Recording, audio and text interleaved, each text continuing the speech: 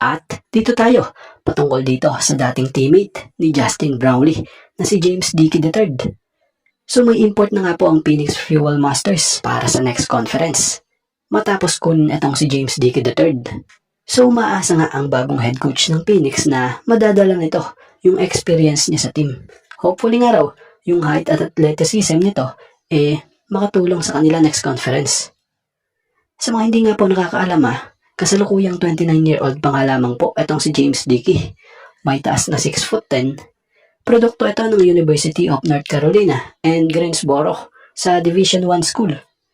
Bagamat undrafted siya sa 2020 NBA draft, nakapaglaro naman siya sa iba't ibang liga sa iba't ibang bansa gaya sa Hungary, Germany, Israel, France, and Ukraine. At sa nakakalipas nga pong 2 taon napadpad dito sa liga sa Indonesia sa IBL at nakapaglaro para sa team ng Pelita Jaya na kung sa dito niya nga rin po naging teammates or kasangga or kakampi ang kilalang resident import ng Barangay Ginebra and Gilas Pilipinas naturalized Justin Brownlee. So sa paglalaro naman noon nang magkasama, nakapagkampiyon pa nga po sila. At bago nga po mawala ng Pelita Jaya itong si James Dickey III, nag-average nga po ito ng 18.7 points per game, 11.7 rebounds per game, and 2.0 assists per game.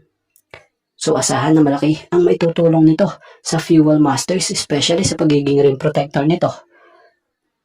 Dahil ito nga pong si James Dickey kilala rin talaga bilang defensive stopper gamit ang pagiging athletic high-flying forward nito. Bukod doon, may maayos din itong opensa.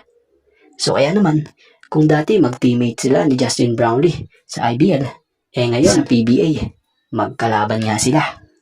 So ano masasabi nyo at opinion nyo sa nakuhang import ng Phoenix Fuel Masters na ito?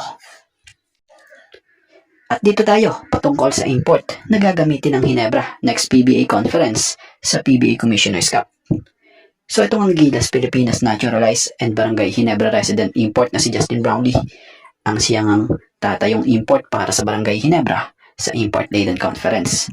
So wala ngang height limit ang PBA Commissioner's Cup. Kaya asahan na makakakita nga tayo rito ng mga naglalakihang import na makakabangga ni Justin Brownlee maging ng team. So may nabasa nga tayong article kung saan nilinaw ng Fast Break Credit po na sinasabi rito na isinut down na daw umano nitong si Coach Tim ang mga social media rumors about sa maglalaro nga raw ito sa Meralco itong si Brownlee sa PBA Commissioner's Cup Season 50. Dahil etong araw si Justin Brownlee ay maglalaro para sa Barangay Ginebra. So matatandaan namang ang daming rumors na kumakalat nung nakaraan na di umano hiramin daw o sa Meralco daw maglalaro si Justin Brownlee sa next PBA conference. Kaya naman ngayon, eto na, may ebidensya at nilinaw na sa Ginebra pa din talaga maglalaro si Justin Brownlee. At si Justin Brownlee pa nga din po ang nais maging import nitong si Coach Tim para sa Ginebra. Dahil gusto nila Coach Tim Cone na walang mabago sa lineup para mapanatili nila sa team ang magandang chemistry at katatagan ng team. So nilinaw na walang magbabago sa team except raw sa madaragdag na sila Isaac Go and Justin Brownlee. So di na tayo magtataka kahit na sabihin nagkakaedad na si Brownlee. Pero kinukuha pa rin ito ng Ginebra dahil na nga sa ito'y makapagbibigay sa team ng pagiging familiar. Speaking of familiar na siya sa sistema, sa teammates, proven na rin sa pagiging scorer. Bukod pa doon, makakapagbigay pa nga siya ng lakas sa team talaga. At dito tayo patungkol kay Terence Romeo.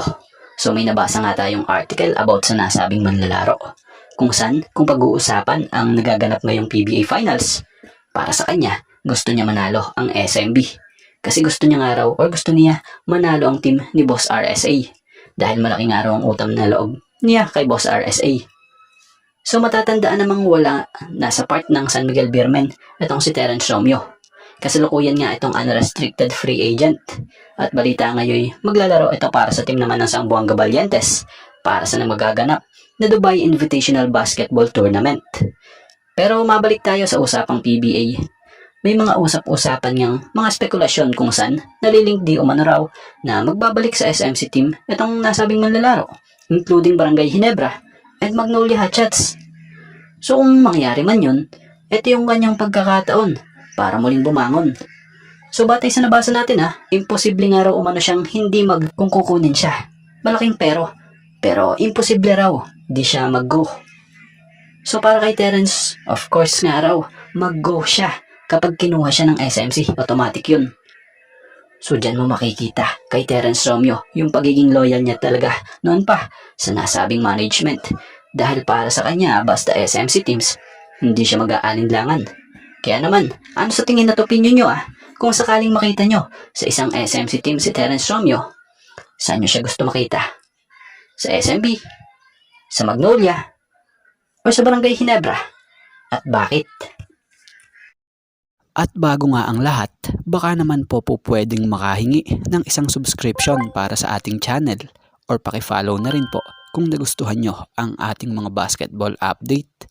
At kung ito na may makakabigat para sa inyo, kahit isang like and share na lamang po. Maraming salamat po.